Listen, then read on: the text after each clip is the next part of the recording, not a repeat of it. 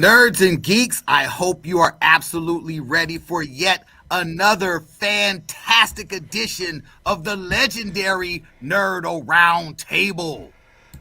Da da da da da! There's the fanfare that we're looking for.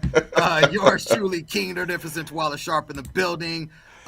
Joined as always by the one and only Thomas Talking Cunningham. What's up? And also Ryan Twitch Master McBain. Give Daddy a kiss. Hello. Give Everyone Daddy a else is kiss. everyone else is doing their thing tonight, so they're gonna miss out on all the fun as we break down Moon Knight episode 4, as we get into the Thor Love and Thunder trailer. So much shit happening this week. Ezra Miller done lost his mind, and I pray for the brother that he finds it. Okay, first and foremost, I've been hearing a whole lot of flack against Moon Knight. People, yeah. People bitching and moaning and complaining about it. I don't get it. And you know what? I understand that with this series, this is Kevin Feige's dream come true. This is Kevin Feige, a super fucking nerd, saying, I get everyone's on board with what we're doing anyway.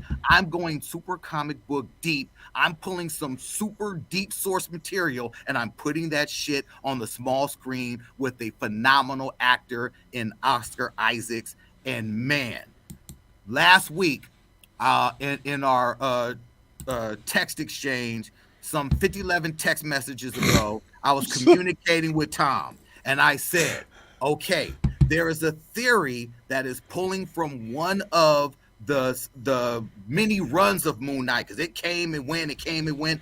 In one of the many runs of Moon Knight, there was a storyline in which Moon Knight, along with Khonshu, actually got all of the gods together, all the Egyptian gods together, and essentially did what Amit in this series was claiming to try to do. Moon Knight, influenced by Khonshu, killed all the gods and all that. So that's one aspect. There's another aspect where Mark Spector was looking to free himself from Khonshu, found himself in a mental asylum, captured, I believe it might have been Set, you know, who knows, may have been working with Khonshu, but he was in an insane asylum, and all of the people in the insane asylum were actually jackals, and, you know, he eventually freed himself from this mental bond, found out fucking Khonshu, it's been you all the time fucking with me. He broke free of Khonshu, and got his own Moon Knight Batman level suit. You know, I believe it was with the help of the Tinkerer, gave him a fucking micro mesh whatever suit.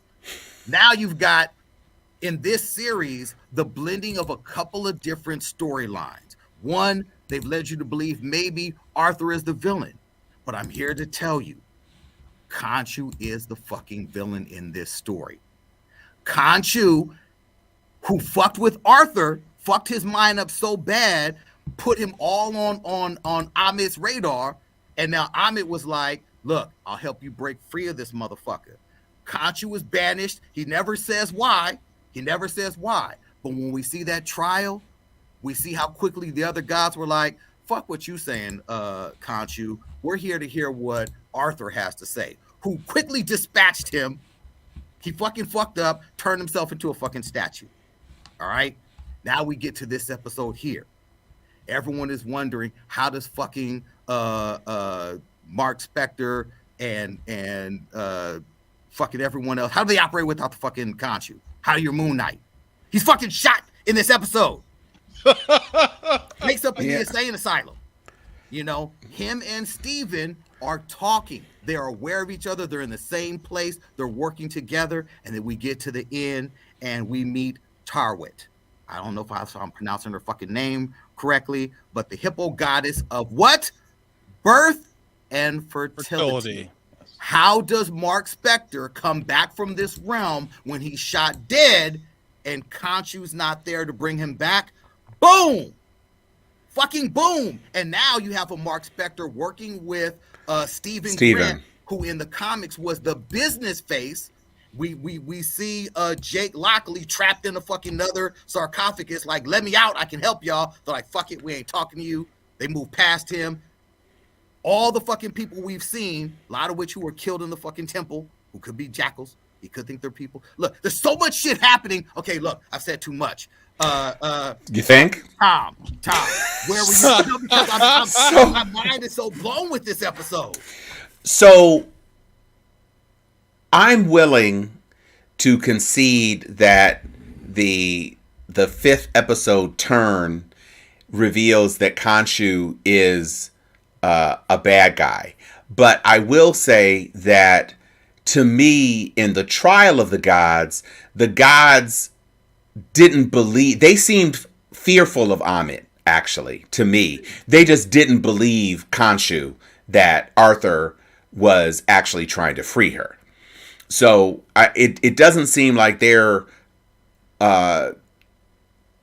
that Khonshu's motivation during that trial was not to actually keep Amit, who he perceives as a threat, contained as much as it was. Because, I mean, honestly, if he thought that Amit was going to help destroy the other gods, you'd think that would kind of advance his agenda, and maybe he could just kind of like hide out.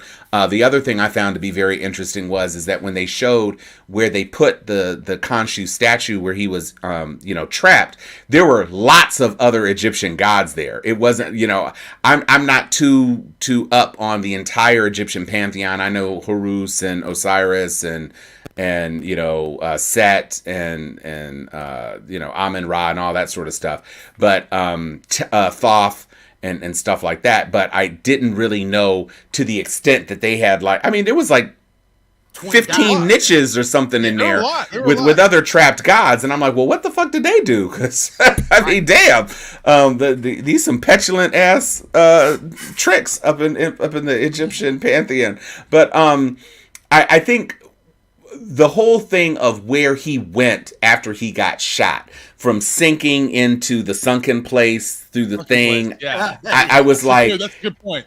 Good. Was that already the hippo goddess chick, like, just taking him and the purgatory? Because we saw that one of the guards in the psychic realm or whatever, and here comes Liz, one of the guards in the psychic realm actually was the guy that was killed in Amit's pyramid by the zombie dude. Yeah. So there's some psychic projection going on there. Thank you for confirming that it was Jake in the other sarcophagus. I was like, oh, here he comes. Wait, we're going to have 3 Oscar Isaacs on screen at the same time.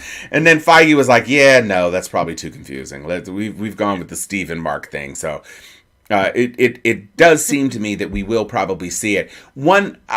I am enjoying the show because I don't need every Marvel show to be Falcon and the Winter Soldier. Yeah. I don't need every show to be nonstop, whatever. Comic books don't work like that. And what I like about the way Feige and his team is doing with all of these different properties, they're giving us different things. It's not all just punch, punch, punch, kick, kick, kick, whatever. Hawkeye leaned a lot heavier into the humor, but they also had, some very dramatic stuff and some pretty cool stuff going on. WandaVision was just kind of weird and trippy. It's very much like the way the MCU is to me. So when the MCU first came out, you had Iron Man with a character who was very comedic, and then he joined up with War Machine, and they became the 48 Hours, or the buddy cop thing. 48 Hours. And then you had the Hulk, which was more just kind of like a straight-ahead comic book movie, which didn't really fit because it was just a solo Hulk movie, really, and the vibe didn't gel. It was, the least grossing Marvel movie. Then you had Guardians of the Galaxy, which is like a caper film. And you had the Captain America movies, especially Winter Soldier, which was more like a Jason Bourne film, a spy thriller. And you had the Thor movies, which was kind of like Lord of the Rings and fantasy. And so you had all of these different subgenres working on in these various movies. And the Disney Plus features, the series, I think, fill that same sort of, they scratch that same sort of itch. Moon Knight was never like a huge property. There were ideas that he could be Batman, and they kind of made him the polar opposite of Batman in a white suit as opposed to a dark suit. And he's a billionaire, but he's also crazy, and he doesn't have as many gadgets, but you know, he's got the fighting skills. But he never really elevated to the top tier. I mean, Nighthawk was also a Batman proxy that never really escalated, you know, from the Squadron Supreme. So I don't think, and even with Ms. Marvel, I'm not expecting Ms. Marvel to be anything other than kind of like a YA girl coming of age with powers thing. So I don't need everything to do everything for me. And I like where this is taking me so far. I like that it's kind of leaning heavily into the Egyptian mythos. I like that. I like that they're treating the content of that particular slice of this respectfully. I really do like Ethan Hawke. I said it last week. I like him a lot more than I thought I would as an antagonist. And this episode, we're halfway through the episode, we switch from real life into this kind of psychic dream realm. It struck me a lot like the Fox series Legion. Yes. Where they had those trippy sequences that were, you know, 60s inspired, and the girl's husband, the woman's husband, who was in the suit in in the psychic realm, trapped as a psychic body, blah, blah, blah. So a lot of those sorts of things kind of jumped out at me in the dream sequence. And then, of course, Ethan Hawke as a therapist, but he's still wearing the sandals. Still in the sandals. And he's got a cane. It's a different cane. Yes. It's not the Amit cane, but it's a cane. And so I found all of that to be interesting, and the way he was acting in that psychic realm, I think, Twala, does perhaps lean into your notion that Khonshu really is the ultimate big bad of the series, because he really didn't seem like he was just fucking with him in the way that I might have expected Arthur to do. Yeah. He really did seem like he was trying to be a therapist, and when he tried to escape, he was like, no, don't hurt him, you know, blah, blah, blah. Yeah. So it's interesting. I could definitely see that. So when he picked up the imprisoned Khonshu, he said, yeah, you made me do this. Just know that. Right. Now, here's the rub. In the comic series, and they're doing it differently, of course, in this live action series. But in the comic book, Khonshu made himself to look inferior, and he had this whole plot and this whole grand scheme to bring all the gods together to then kill them, to bring all of the avatars together to then have Mark Spector kill them. And that's when Mark Spector's like, what the fuck is going on? What have you had me do?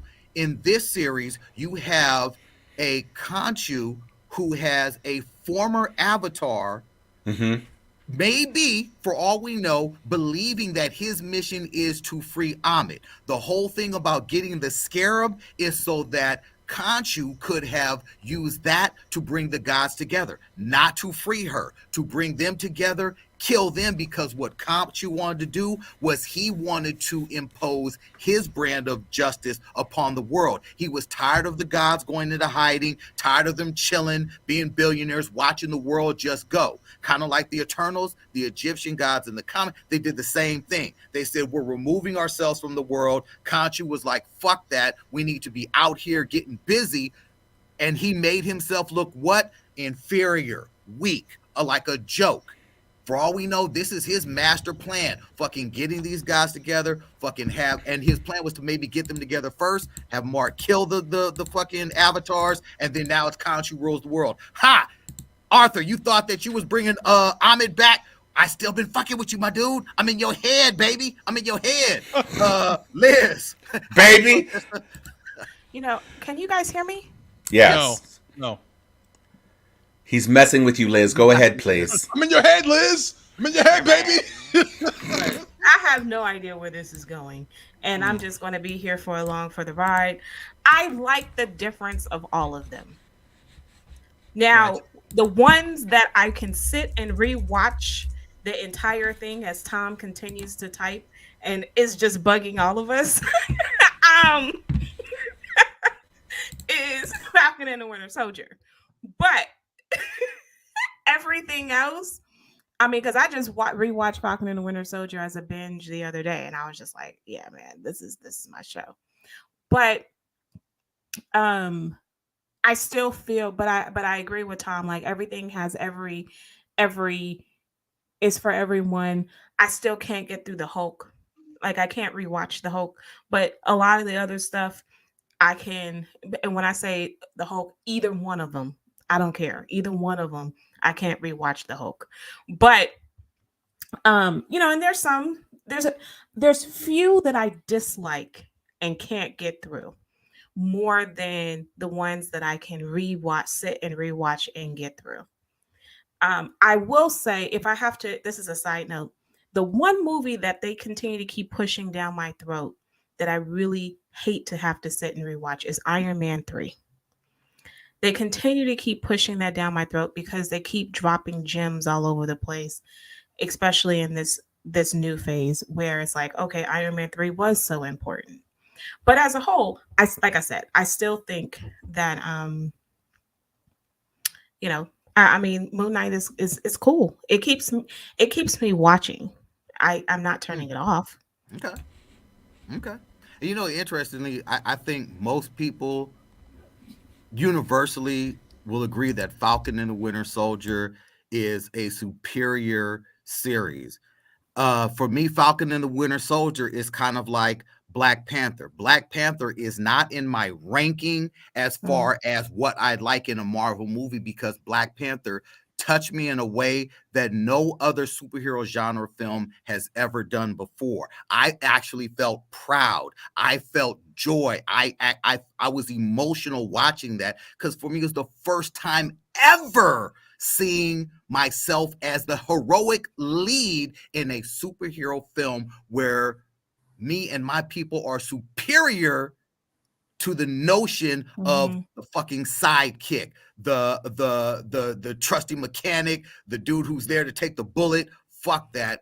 Black Panther was king. When I look at Falcon and the Winter Soldier, there were scenes in that series that will forever touch me. There were fucking moments where I've shed real tears in that versus every other show I look at from a comic book perspective. Falcon and the Winter Soldier, it leaped out of the screen and was like, Twala, I'm talking to you. I'm talking to you. I'm talking to your son. I'm talking to future generations, folks who have never, ever thought about these things on a fucking Disney platform. But not just that. I think that they touched some stuff on Falcon and the Winter Soldier that I didn't. That one, it went directly to the critics, to those who were interested in seeing who was going to be Captain America. It hit them right dead in the eye. It also touched upon topics that have also been, when you talk about the experiments before, so at least they brought back people who haven't read those comic books. There's, republished the books so that you can get a better perspective of the experiments that happened before you got Captain America. I just think it touched so many things that I don't think that we were expecting. At least I can speak for myself. I wasn't expecting it to go as far as it went. Hashtag recast T'Challa. Yes. Hashtag. Yes. The brothers want it.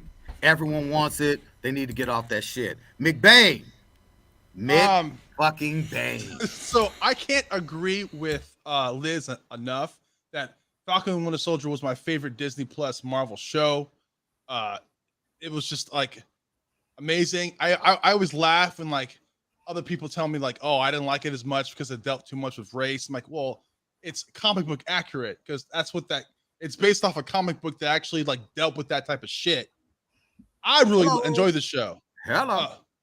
Dude, come on. They had the Dora Milaje beating the fuck out of Captain Cook. I fucking like my mom and I bonded over that moment. I looked at my mama, she looked at me and she was like, I loved it. I loved it. Now to Moon Knight, it's not the best Disney Plus show, but it ain't the worst either. I'm liking it. I think my main selling point for me is that like I'm not so familiar with Moon Knight, but I can tell that it's pretty comic book accurate from what I know about the character. I'm kind of agreeing with that the fact that like I think Khonshu might be the main villain after all, because I know some of you guys don't want to agree with me, but I think that's something to say about them not wanting to destroy the Scarab, I think that Khonshu wants that Scarab for some certain reason. He wants to get to Amet's tomb for some reason. I think there's something to that. On that, I dig that. I dig that perspective of why he wanted it. I don't know about you talking about they should have destroyed it. No, but that right there, gotta be a reason. Right there, him wanting it because maybe he wanted to fucking find it and destroy her for good. Maybe he wanted to use her power. Maybe she's got, maybe they used to fuck. I don't know. Well, Hathor apparently was his main boo thing. I don't know because she said, "Has he ever mentioned me?" And Mark was like, "No, he never talks about you." Like for real. Like, there's a lot of hypotheticals that are floating around on the names of these gods and how they connect with Black Panther, possibly how they're connecting with the different other properties with Eternals. So I mean, there's a lot of things out, rumors, and people like us who are trying to connect this to try to figure out where it's going. I would like to see it connect with Black Panther because Egypt is in Africa. So I mean, I guess it would kind of make sense to. I mean, I would like to see some type of connection.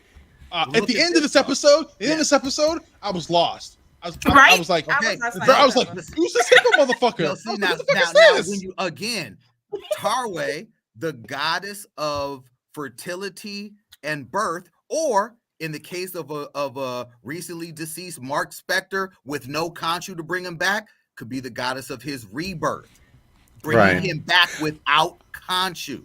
I mean, you'd think that they would go more like with Horus or something, or Osiris for something like that. But what I will say is that it's not even a tangential relationship to Wakanda, because the goddess Bast, which is their panther goddess, is an Egyptian deity. So it's not even like it's a reach. It's literally, it's not a panther. It's a cat, but it is it's a black cat goddess. Okay. So I mean that's a direct connection. And even though Wakanda has somewhat shifted in the comic book history from Central Africa to West Africa, now it's in the MCU. It's more of an Eastern African country. It's almost due south to Egypt anyway, in the way that the map is drawn now. So that even makes it a little bit closer connection. I think that the big bad is probably the Scarab. The Scarab is like the golden the thing from Harry Potter. It's like that the snitch. Yes, the snitch is just like, I know y'all don't think I'm important, but I'm gonna point your ass to and she go eat you the fuck up. So I think that's what the important. Is Mike Tyson now? No, but okay. Look at this though. Look at this. We were introduced to the gods by way of Thor, the gods by way of the Eternals, the gods by way of Black Panther. Now we've got gods by way of Moon Knight, all leading to the slaying of gods. Gore the God Butcher. Thor, Love and Thunder. Okay, let me pause before you get there. Can we talk about this for a second? What? Talk about what? I think are we going to say that there may not be a small coincidence that Moon Knight is ending the week of Doctor Strange?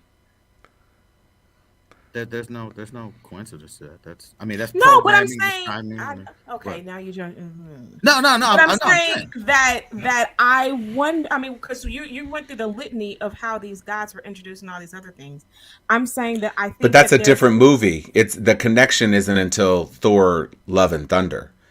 There is no direct connection of the gods with multiverse, because multiverse kind of picks up on the whole Loki and Quantum Mania threads and everything else. Although I will say, I just heard on a podcast that Mark Spector's base of operations is in the same building as Jessica Jones, and they had the same door. Okay. Okay. Well, inside joke.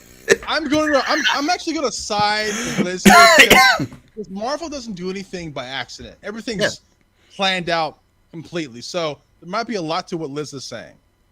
It could be, but I'm thinking that they may be skipping over, because if you connect Moon Knight and the Egyptian gods directly to Thor: Love and Thunder, it's a likelier leap than going to Doctor Strange in the Multiverse of Madness, when there's been no connection thus far to those. It's like they're almost on two different paths of how they're telling stories, I from just What think that they If, would have and moved from on. Wanda to What If, to Spider-Man Far From Home, to Doctor Strange, from Falcon and the Winter Soldier and Hawkeye to Moon Knight to Thor: Love and Thunder. I mean, Well, and let's remember, Multiverse of Madness was pushed back. it was. So originally, it would have been probably before Moon Knight was scheduled to launch, because it makes more sense that Moon Knight introducing this final pantheon. I don't think we're going to get any more gods before we get to Thor: Love and Thunder. So it seems more reasonable that in the original way things were supposed to play out, where maybe She-Hulk came out and maybe Ms. Marvel came out, that Moon Knight would have been more of a bridging. Because right now, when you think about it, it's completely separate and apart from everything else. It doesn't reference anything else in the MCU. It's just kind of... it's just kind of dropped in. So you could have potentially dropped it in anywhere, but it does make sense that if it were hewing to the original plan, that you would have done things that were more directly tied to the original slate of how things were supposed to lay out, and maybe even to the extent that because of the Egyptian gods, you might have dovetailed it into the original Wakanda Forever, which was supposed to be before Multiverse of Madness. So it could have played out a bunch of different ways. I just think that the connective tissue, from the perspective of how much play the gods are getting, the connective tissue does seem to play a lot more towards Love and Thunder, since Gore the God Butcher is the main antagonist. I guess my question is, okay, so when does Moon Knight take place, and then when does Doctor Strange 2 take place? Because that could pretty much answer our questions. Moon Knight takes place right after Hawkeye. But Hawkeye, remember, Hawkeye is a time jump. Hawkeye takes place maybe after Multiverse of Madness, because it's that weird, they had that weird time jump where to account for the fact that his kids look so much older, right? Because it couldn't be right after the blip, because they wouldn't have aged at all, but they were all like old as hell by the time they came back. I think it takes place before Far From Home, Hawkeye. I think. Does it? I think. So you're gonna make me look it up now. I don't know. I think. Yeah. But I mean, but like it might. It might. And obviously, Doctor Strange takes place after Far From Home. So okay, it takes place in December 2024, after the events of Infinity War.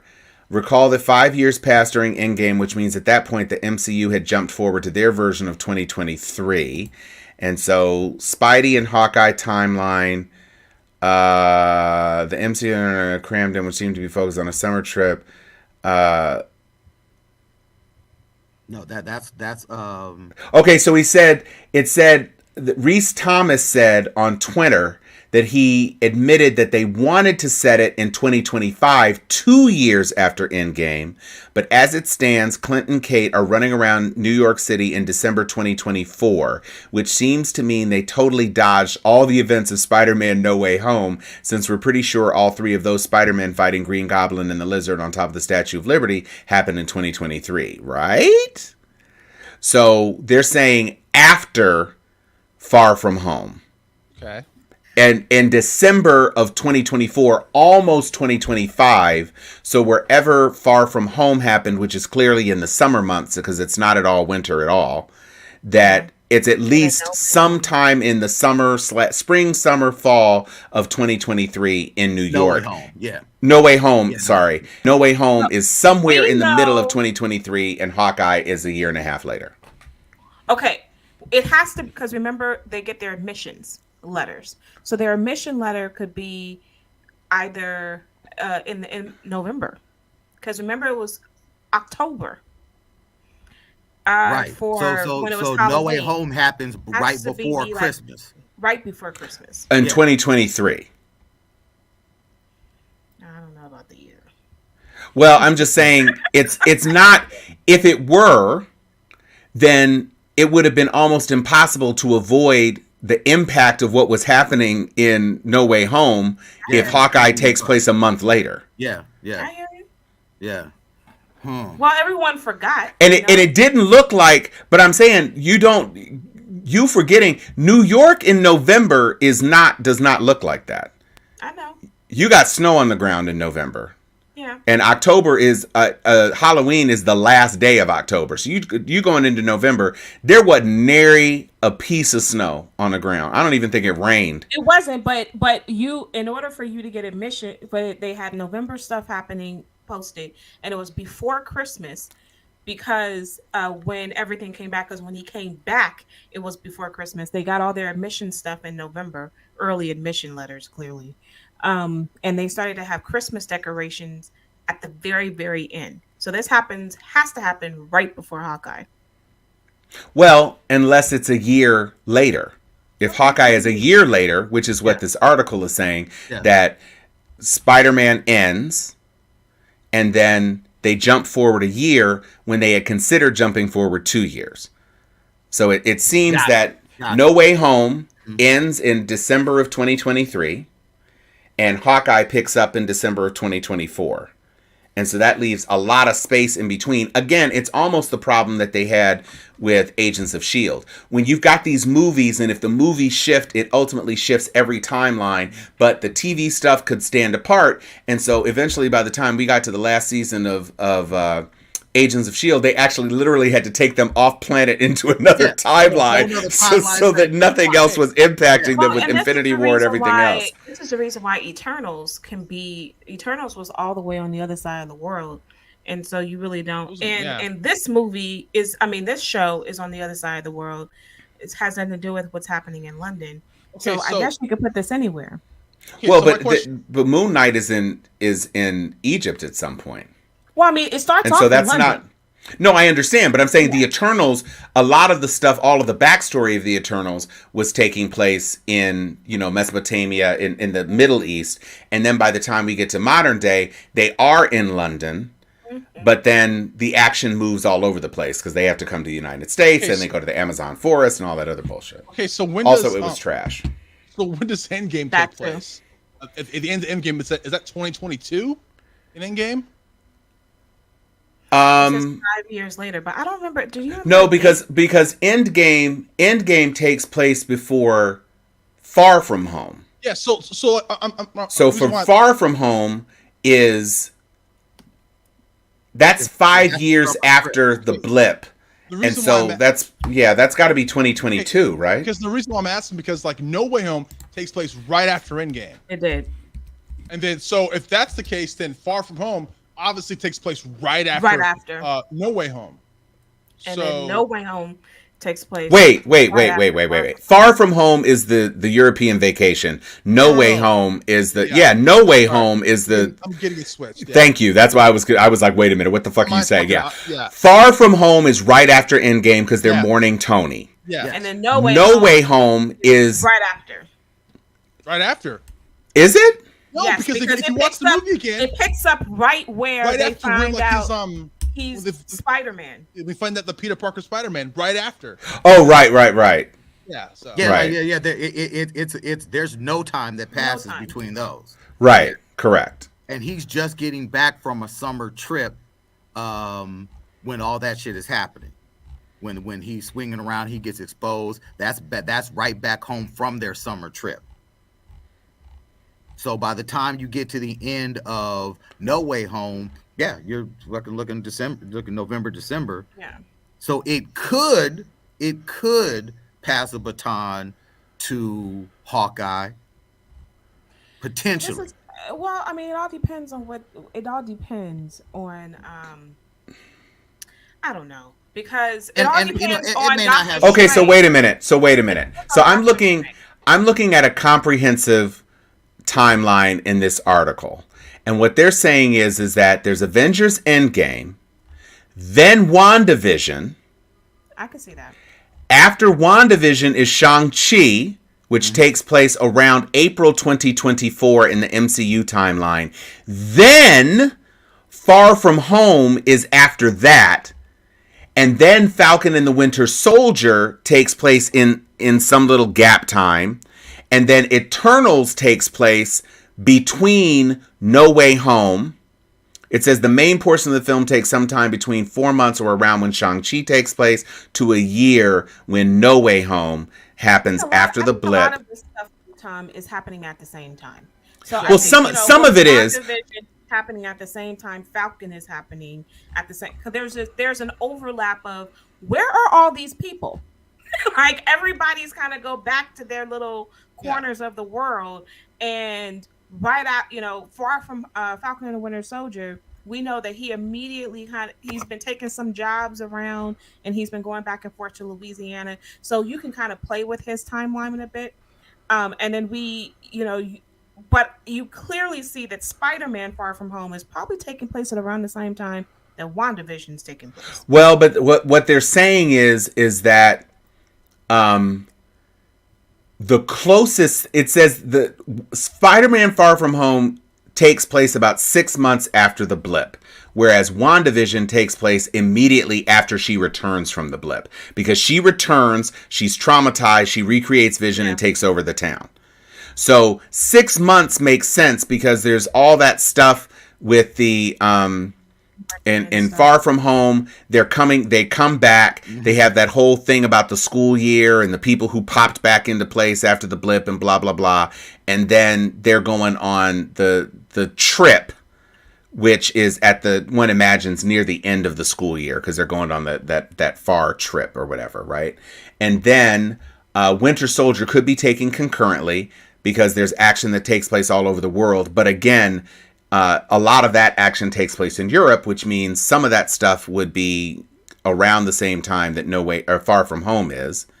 And their estimate is that it takes place.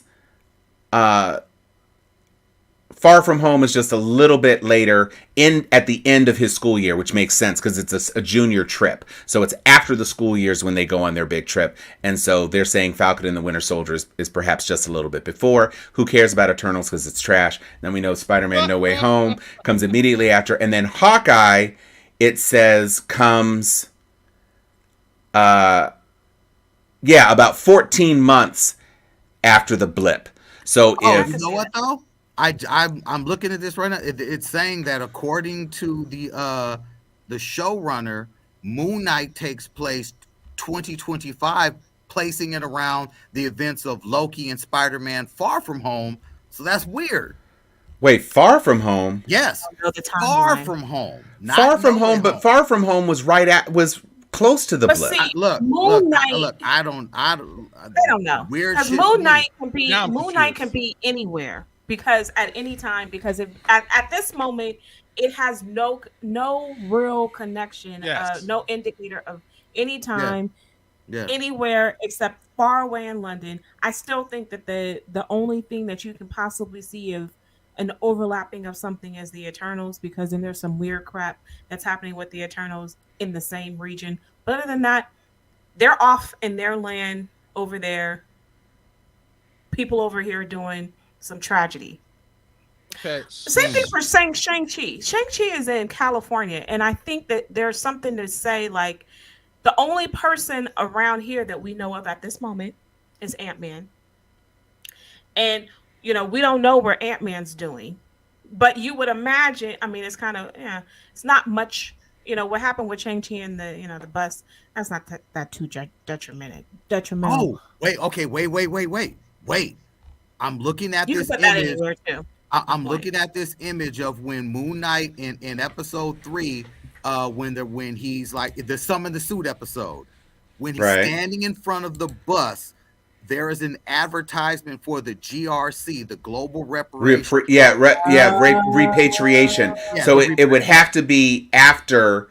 Well, if depending, we know that global repatriation was what the Flag Smashers were against. So we know it's certainly that it's post blip, and we know that those two things were happening perhaps around the same time. Although when the Flag Smashers were done, the issue of repatriation certainly didn't go away. It's not like the shit was solved. So that could be an organization that lasts and has a longer footprint in the MCU, just because, again, the blip undid lives, but it didn't undo the politics. And ain't nothing gonna be resolved quickly if it has to be done through politics. Okay, so then maybe Tom can answer this.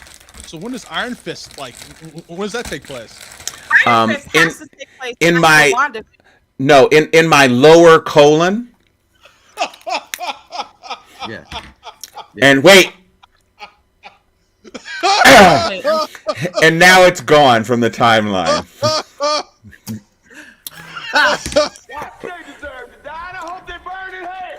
No, all of these things happen. All of the Iron Fist, all the Netflix shows happened well before Infinity War. So I think that happens in a different timeline too. So I misspoke. Yeah. I wasn't. I my bad. I was talking about Ironheart. My bad. oh Anyway, yeah, no. Move on. Yeah. The next major thing that happened this week, man, dude, we've all been waiting for it. It was setting records as the most delayed trailer ever, and now they have given us the first look at Thor: Love and Thunder, which thus far, damn it, this shit. Can you tell me how many phenomenal. times have we got bamboozled on saying that it was trending on Twitter? Thor and Love. Oh, look, but I kept saying they could drop this shit on a Tuesday at 3 a.m. and it's still gonna set records. We will wake up and say, "Yo, the damn trailer just dropped." That shit dropped. From Just a you know what I regular love. I morning. think most about Thor: Love and Thunder is it's not based on anything that's come before it. The characters What do you mean? exist. I'm saying the characters exist, but there is no Thor: Love and Thunder comic book source okay. material. well, Got it it. kind of borrows from like Yeah, female Thor.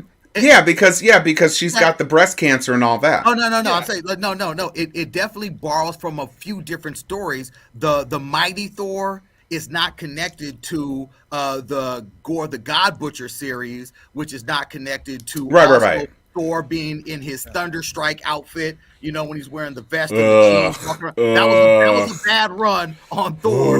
Yeah, so but I saying think Can it we borrows from say- a lot of different stories. Can That's I what I say think. that I am going to love the workout Thor getting back into shape. Right. this Yeah, is gonna be I thought the CrossFit big ass chains was a pretty cool sequence. I like this very much like Ragnarok is a pastiche of a bunch of different things. It takes snatches. Obviously, Jane Foster and her battle with cancer and being female Thor is a thing. The Valkyrie's reign as the king of Asgard, New Asgard on Earth is kind of a thing. You've got Guardians of the Galaxy and is that a bromance between Thor and Star-Lord? I mean, Well, they say that Star-Lord's bisexual, so all I know is I was like, it's 2022, bro. Or 2025, whatever. And you're an Asgardian anyway, so maybe it's not that big a deal. Maybe you're like Captain Kirk, bro. I don't know, but I like Taika Waititi. I saw that there was a little bit of the Aryan Brigade taking offense that Taika Waititi has turned Thor into, just about jokes. I'm like, it's Thor though. It's Thor. Dude. It is Thor. Chris Hemsworth has always been the jokiest one outside of Iron Man. So I don't even understand. It's a Marvel movie. It's not War and Peace, bro. okay. When I saw that trailer, and this is not a bad thing. I got a strong Jack Burton fucking Big Trouble in Little China vibe from Thor. That's not a bad thing because I love Big Trouble in Little China. Oh, I love Big Trouble in Little I China. also love the fact that like Chris Hemsworth on his Twitter account is calling himself, the return of like the strongest Avenger. And I love the fact that people are arguing, no, you're not. It's Wanda. No, it's Captain Marvel. I love that, like the whole debate about that. I the think whole it's fact that hilarious. he's wearing a hat that says That's Avengers Strongest on it, Avenger, and yes. he writes strongest on the top of the hat. Shit is classic. I love it. this is a listen. Thor, I think, had a somewhat mediocre start. It did. Yep. And then it stumbled with Dark World. And then it came roaring back with Ragnarok. Yes. But he's likable in Avengers, and so I think that's no. I'm just talking about the franchise. I'm not talking about no. Chris Hemsworth has been fine in the role. That's never been the issue. But you know, you had Kenneth Branagh, and Kenneth Branagh was bringing the same sort of meticulous care as a filmmaker as he brought to The Death on the Nile, which is a good movie. Also, don't count on a third movie in that franchise because my God. You know, the Poirot series, was just about as good. But what Branagh didn't completely capture, what he didn't fully take advantage of, was the comedic essence of who Hemsworth is as a performer in this role. And Taika Waititi in Ragnarok turned it up to 11, gave you Jeff Goldblum acting weird, gave you the whole bickery brother thing, gave you the Hulk stuff, gave you the drunken Valkyrie stuff, while also blending in the extreme pathos of Odin's death and Hela being a complete badass. So, I mean, he did a very good job, even with in the aftermath of Thanos killing half the remaining Asgardians and everything else. He did a really good job of crafting a story that was a swashbuckling, really caperific, solid, enjoyable film. And now Love and Thunder is the sequel to that. So really, I'm kind of considering Ragnarok is the first Thor movie and Love and Thunder is the second Thor movie. Hey, I'm with it. Okay, so two things. Okay, I loved Ragnarok. I think it's the best Thor film. My only gripe with Ragnarok is it was too much humor in certain times when it shouldn't have been humor in it. Like, for instance, when Asgard was being destroyed, they're cracking jokes. I'm like, dude, maybe you should tone it down just a little bit. I thought that was funny. It was funny, but like but it's too much. Like, dude, it was supposed to be a sad moment. Like, you shouldn't be laughing at that. There shouldn't be a funny moment in that. No, I thought with the Executioner's death was sad. No, I'm saying that when Asgard blew up and they're still cracking jokes. Okay, but here's the thing: you crack jokes because right after it ended on a very sad note. Because look, it's just a personal preference. I thought it was too much humor. You can't tell me that the ending didn't end on a very, very sad note. They're about to die. It ended on like a suspense, yeah, but that was the end credit scene. But I get your point. I'm just saying personal preference. I thought that should have been more sad. Like, dude, you lost your world you live in, and there's cracking jokes. But their point is that Asgard is the people. True, so the world wasn't the thing. I mean, basically your problem is there were too many jokes and not enough scarabs. Just admit it. Yeah, well, you're half right. Too many jokes and not enough like seriousness. But no, I love Ragnarok. Also, to my main point is this: before like these movies, like I was never a Thor fan. I never really give a fuck about Thor. I'm like, yeah, whatever. I know he's powerful, blah blah blah. Like they gave me an emotional attachment to Thor. I care about Thor the same way I care about Wanda. In the beginning, I didn't care about Wanda. But all the trials and tribulations that she went through, I care about her now. I care about Thor. Look at all the shit he's gone through. Depression, lost his brother, lost his eye, lost his eye. He lost his hammer. He was like beat up, humiliated, got fat, everything. And then he still came back. Addicted. You know what's interesting is the most successful run of Thor within the comic book side was Ragnarok.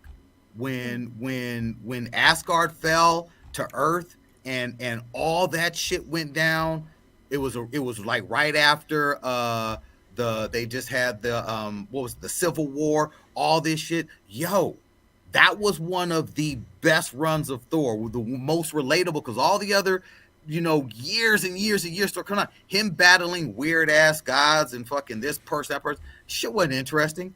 That's why they kept saying, okay, enough Thor. Put his ass back in a good ass Avengers storyline, and we'll try again. We'll relaunch his shit again.